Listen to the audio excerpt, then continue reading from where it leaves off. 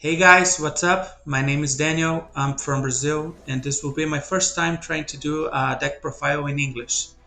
This is the deck that I used on Brazilian National past weekend, and sadly I didn't top with it, but a friend of mine from my team, we made the deck together, did top, and he went really well with this deck. He made a 9-1 score, only one loss on Swiss, and went all the way to the top 16, and he only lost on top 16 due to a misplay. Otherwise he would went to top 8 and maybe even more. So sorry for any English errors. Hope my English is okay. So let's go talk about the deck. So the first question that a lot of people ask me, because after the tournament I post the list on a lot of groups and stuff like that, and the first question people ask me is why late debug and not flame buffalo? So it's a little obvious for me, but if you see here, we have one gazelle, we have three more gazelle, and three more gazelle, and three more gazelle. So this deck has 10 gazelles, and it's not enough. It's not really consistent enough. So when you don't use lady debug, you have not that much consistency to access gazelle. That's your main card, the card that gets your engine going. And when you do place Flame Buffalo here, it's not really consistent. Okay, Buffalo draw two cards, but the bug is always a gazelle. And an argument that I hear a lot is that Lady Debug gets hand trap all the time. All hand traps get Ladybug. Buffalo always goes through. But if you don't get a hand trap on debug, like your normal summon debug, and you don't have your opponent don't hand trap your normal summon, the hand trap won't disappear from your opponent's hand. You know, a hand trap on debug is a hand trap that is not on Gazelle, it's not on Signet Mining or Circle or Stalio or something like that. The bug, when you normal summon the bug, it demands an interaction from your opponent. He had to do something, otherwise you will search Gazelle. So even when Buffalo uh, goes through and ignores all hand traps, he's not really that consistent because we found ourselves in a lot of situations like this. There are like three scenarios from Buffalo. When you don't have a discard, that's horrible. When you have a discard, but it's not a good discard, like you have another Buffalo or you have a Parallel or even Gazelle, so it's not good. And the best scenario that you have Flame Buffalo and a good discard. Even on those scenarios that you have a good discard, you have to pray to the two draws access you Gazelle. Otherwise, if you already have something like those cards on your hand, it doesn't make a difference. But the situations combined when we have Buffalo alone and we have Buffalo with a bad card combined are way more frequent than when we have Buffalo plus a good card. And even there, there's not a good spot to be in because it's not guaranteed that you access Gazelle. The bug guarantees that. The bug is a one card play, a one card OTK, and it's always search your main card from the deck to get your engine going. So that's why I really think Lady Debug is the best option right now. There's no reason to play Flame Buffalo over it because it's really more consistent. It demands an interaction from your opponent, and a hand trap on Lady Debug, it's better because it's a hand trap that your Gazelle, your Stalio, your other stuff doesn't get. Because even, like I said, even if Buffalo doesn't get hand trap, and the hand trap won't disappear from your opponent's hand. You just will have to get Ash or Impermanence on another card. And the bugs demands that interaction, so it's maybe even better in a kind of way. So that's for me, because in the consistency we have 10 Gazelle on the deck, you can't run less than that. If we could, we should run more. like, but there's no way to do it. So ladybugs at 3 for sure. So Ibli, it's like less card for the deck. Um, Mainly, it's like FTK from a lot of meta decks right now. But at first, we have one Flame Buffalo here for trying to get more consistency on the deck. But like I said, we have a lot of times that we saw Flame Buffalo without a discard or without a good discard. And debug, if you see that alone, is already a play. Buffalo demands another card to make a play, and it has to be a good card to make something. So we changed it because we didn't have a lot of good cards for Ferdon's deck. For Iblis just to be a tech card because it's FTK from to Sword Soul and Despia.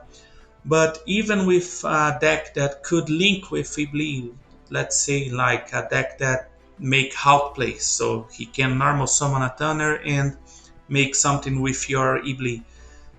You have the IP play on your extra deck, so you send Ably to your opponent, make your play in a very secure play because he can Nibiru you, he can't Gamma you, he can't Impermanence you, he can't Lightning Storm you, he can't evenly match you. It's a card that gives your opponent a monster, so it plays kind of round of Mystic Mine that was very popular on this tournament. So it's very secure to give your opponent an Ibli because you can make your play around a lot of hand traps and other cards of the format. And like I said, even in a deck that can link with it, like I said, you can think like, okay, Despia is FTK, Sword Soul is FTK, but what about Punktarian that can make a Hulk with it or something, or any other deck, just for example. Where by having the IP play on your extra deck, when your opponent normal summons something to link with Ibli, you can put that something back in the deck with Unicorn, and then he already used his normal summon, and he can't special summon anything more. So it's really good. He can't brand the opening on the draw phase, so he can play around Valor and stuff. This card was really good. And yes, it's when you see it's kind of obvious because it's like a D barrier, it's FTK to a lot of decks of the format. But like I said, there's a little more of it because it's not anti Nibiru. You can get Gamma, you can get an Impermanence, you can get Lightning Storm and Evening Match, and Mystic Mine is kind of cool. You have a ability in your opponent's side. And mid game, when you playing with this deck, you have to be really careful with your resource. So we always try, when it's possible, to make the access code talker OTK by not using the transcode talker, because if anything goes wrong, you can make transcode talker to revive the update jammer, and then you can play to your access code again. Yeah, and Ibli, that's one of play that we made on the deck, but there's not all the times that you can make it. Sometimes you have to do transcode, update, and Xcode. But Ibli in the mid game can revive your update jammer, which is really cool. So she made the same role that transcode talker would do to revive, update, and make access code talker attacking twice. And so there's a good card. If you see, there's two more on the side deck. This is the card that went in every game we were first, pretty much against pretty much everything except Flanderies or something. Um, I guess this is it to talk about Ibli. So going further, we have Parallel Seed, and this card there's something really important to talk about it. Salamangreat is not a Baguska Turbo. This deck is not a Baguska Turbo. This card is always number 16 Dugaris. It's the best play that you can have. You can't put like a baguska and pray for the best. Pray that your opponent doesn't have an out or an answer to it, or baguska and go. No. By playing Dugaris, you put your opponent in a very weird spot because this is normally the fifth summon. So your opponent have to choose. Do you go to Nibiru right now? And at this point we didn't have used your Gazelle yet. Or do you want to have me draw 2 cards? So he have to choose. Do I give them 2 cards or do I Nibiru now? But he will trigger Gazelle on his hand. And by playing this card is not like a Baguska in Prey. This card is consistent because every time you see it, you know that you have access to a card that draws 2 cards, and it's a fire card. So, being a fire monster, you can make Sunlight Wolf with it. And by discarding a card from your hand, maybe a Jack or a Spinny or something, you can put on the grave something that will go return to the field by its own effect. So 9 of 10 times this is a Dugaris, and the 10th time is just because this got Ashtas. So it's never a Baguska, because you can make Baguska with your deck engine. You can mill Jack with Gazelle and bring the other one with Stalio. So if you want, you can make Baguska with your Salamangreat cards. These cards, by playing Dugaris, is consistent, is really good. I pretty much never did Baguska go to my opponent because I felt that this is the right play by doing the number 60. And I advise some Salamangreat players out there that you don't really want to make a Baguska and pray for the best. It's not really the best option. Good players know how to play around it. Good players have an out to it. Baguska is not forever, so you have a limit time with it on the field. It's good. It's a very good card. Of course, it's on our extra deck, but it's like a last resource to make a Baguska with it. It's pretty much all the times Dugaris. It's not a Baguska Turbo. We have to play 2 Desires for consistency on this deck. And speaking about consistency, you shouldn't play more than 40 cards on this deck because, like I said, we already have very few Gazelles on this deck. The consistency is not awesome. It's good, consistent, but it's not awesome. So you can't play more than 40, and then it will affect your consistency. You have to play the field spell. Roar, just good. Rage, we try not to use it for more hand traps space, but since Mystic Mine was really popular on this tournament, we need to have an out to it on our main deck. So we use it, but if it wasn't for that Mystic Mine hype, we probably would have another hand trap here. Seer Kyver is here because it's better to have different names to special summon and push the game to your opponent.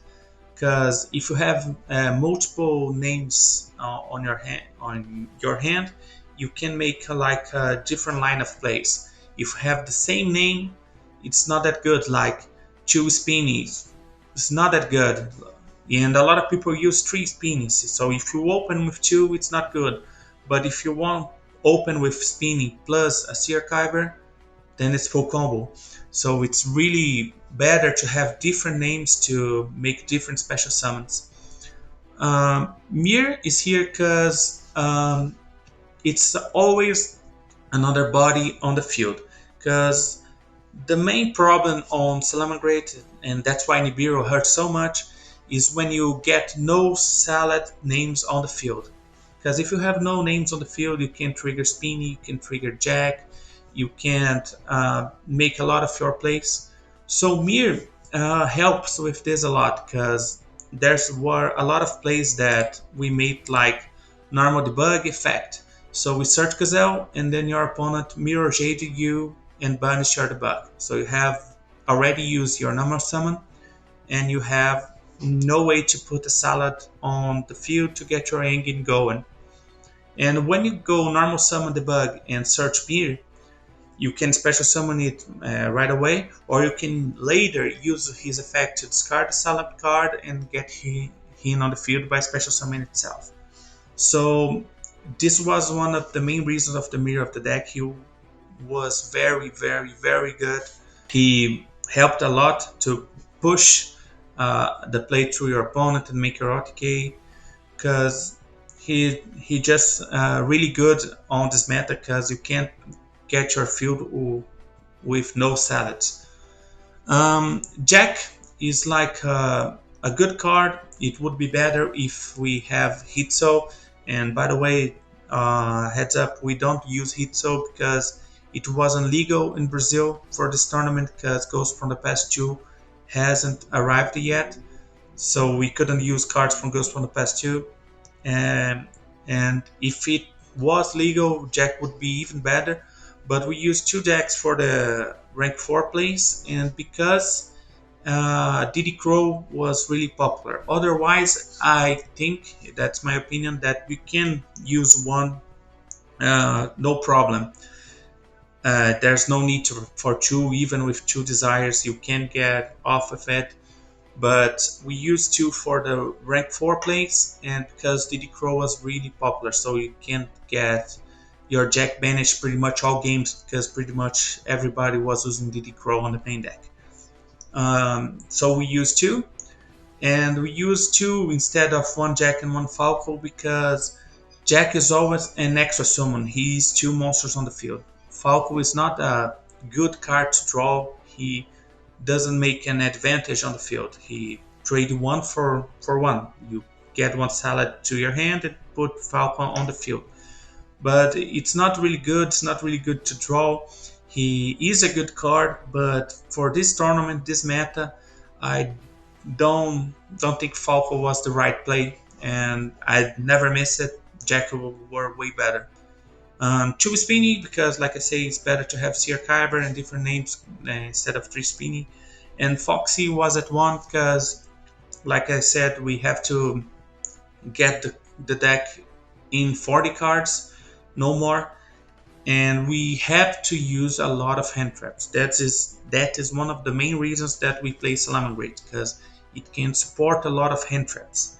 Because you can't go against decks like Punk or ABC Tarian or Sword Soul or anything and just see your opponent make his play and don't interact with anything. You have to have hand traps, and this deck can use a lot. So that was one of the main reasons that we thought Salamangreat was the best option for this tournament. And Foxy is a really good card. He has a lot of plays, like he's the only salad that can special summon itself without any other salad card on the field. So it's really important. He outs cards like Skill Drain or even Mystic Mine in some situations. But one was enough. I never missed the second one. Like when I need it, it was there.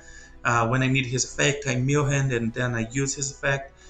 There was never on the whole tournament or even on training a time that I thought, oh, I missed the second Foxy now. Just didn't happen. So then we have the line of hand traps. That's why this deck is good. We have 3 Permanents, 3 Vader, and 3 Ash, because this is generic. We use Nibiru on the main deck, even knowing that we may face a lot of Despia, but the tournament is really diverse. You can get anything, and Nibiru is the hand trap that you want to see against a deck that needs to see, you need to see hand traps. Like, you need to see hand trap against any Punk variation, and against this kind of deck, Nibiru is great. You need to see hand trap against ABC Tarian or something, and Nibiru is great against this deck. So against this kind of decks, we have to have really impactful hand traps. And it's okay to, if you draw it against Despia, because sometimes they make plays that summons more than 5 times. But even if they don't, it's not really bad because your deck is already good against Despia, because all of these other hand traps and Mirror, as I say, because they can't shut down your turn by just Mirror Jade your normal summon. And oh, that's it. Draw was very good, and it's like the same line of Nibiru. Against the decks that you need to see hand traps, Draw is just insane. Like Punk and ABC Tarian and this kind of decks, Draw was really, really good. And it's like okay to against Despia, against Sword Soul, against this kind of stuff. It's like okay hand trap. It's not really, really impactful. It can be, but it probably won't. But against decks like Punk, it's just like great. And Ogre is just like for different names, because you don't want to see like uh, 3 ashes on your hand traps that you can use more than once per turn. So these, even if you see 2, you can use. This you can use. Ash is the only one that you can't. Draw you can use too, but it's not that good, right? Um, Ogre is just like a generic spot. We didn't want to put 3 draws because it would be just too focus on one point. And we want generic hand traps on this deck. I guess this is it for the main deck. On the side deck we have 2 Ibili because it's like the best card going first for us against the meta is really good. And like I said, even decks that can link with it, it was good because the IP play. We have Diddy Crow because it's like good against Despia. If it's resolved, you can shut down the Brandon Red, then you shut down Chimera, then they don't have follow up. Like if it resolves, it just it's panic for the Despia player. He doesn't have anything to do. Token Collector for Sword Souls, the third Nibiru for the combo decks, Twin Twister for a lot of things because this card is really, really good against Mystic Mine, against trap decks, even against Despia is good because if you open in Twin Twister your opponent, you get rid of the Branded Loss and the Branded Red, so they have to make a really weird play by doing a Chimera or anything else without getting the disruptions that they would have on your turn. And it's like an out when they zombie ward you, so you can get rid of zombie ward and Brandon in red, so it's really good. Those cards are kind of generic. This was like the last 2 cards to enter on the side, and they enter against match that you don't even thought that they would, but you're like for example, I play against a Buster Blader because I opened 0-2, so I went really bad at the beginning of the tournament. So when you do that, you start to get some decks that are really, really strange. And I play against a Buster Blader Lock something. I don't know what the deck was. And when you get those kind of stuff, those cards are like too generic to not to play it.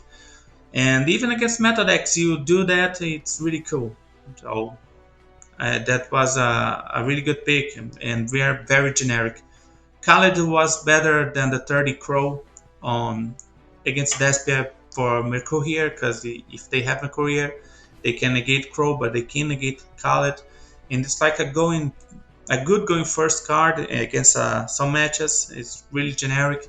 And Red Reboot too is like a respect for decks that play a lot of traps. That you can shut down other traps and then OTK.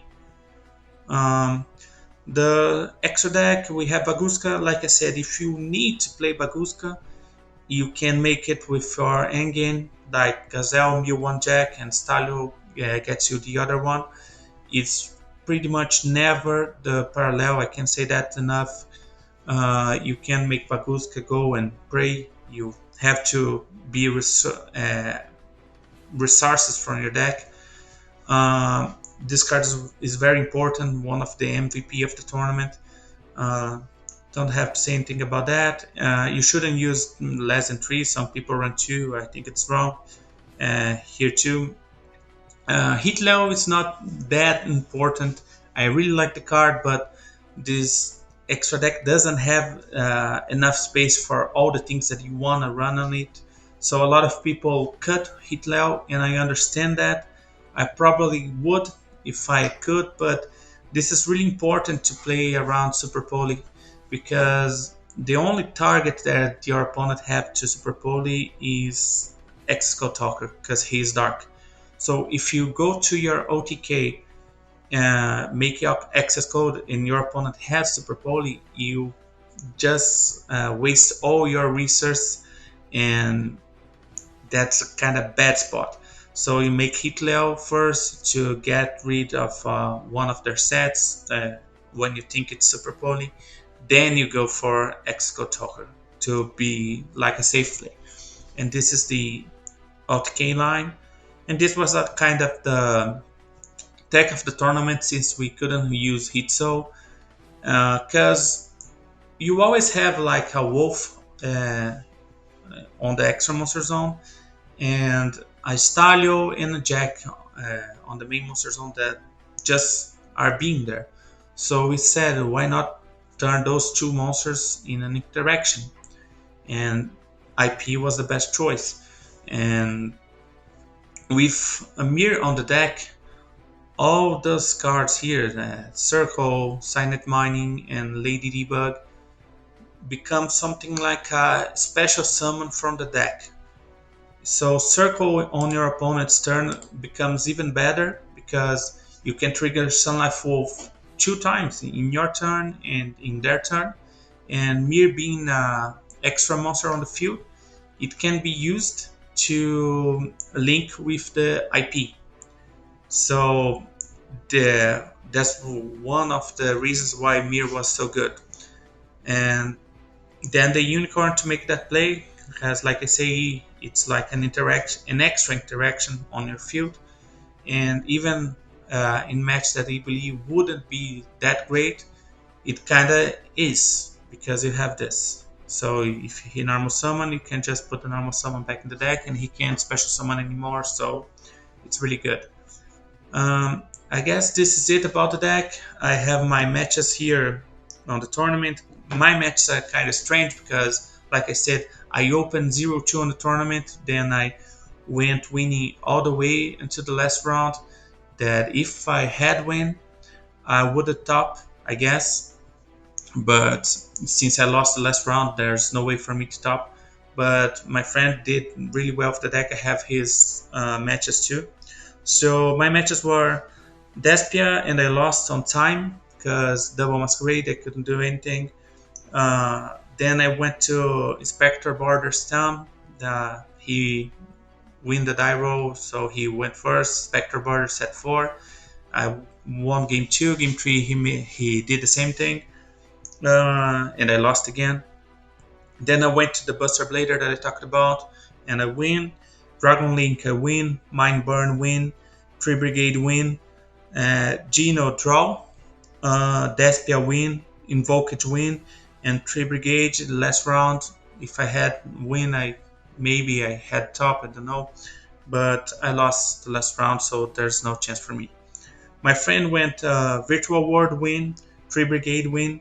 Sword Soul, loss. It was his only loss on Swiss. Invoked Wildlish, win. Sword Soul, win. ABC, win. Punctarium, win. Despia, win. Sword Soul, win. Tree Brigade, win. So it was top 32. His first match was against Despia, he win. And the top 16 match was against Birds. He went to game 3. He made a Nightmare Unicorn on the Extra Monster Zone, and the opponent had to pass.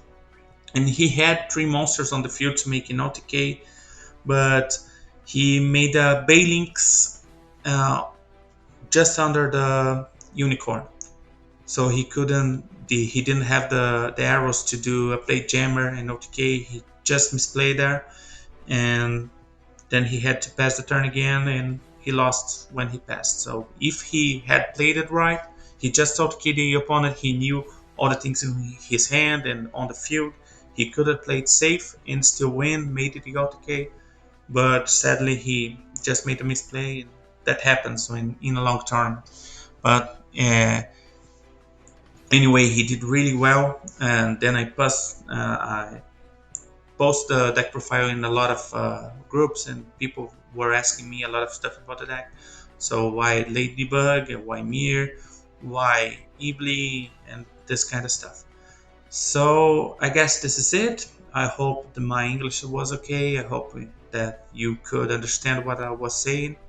Let me know down in the comments if you liked the video, if you liked the deck profile, because I never did anything like this in English. So if you want to see anything more like this on the channel, please let me know and subscribe on the channel.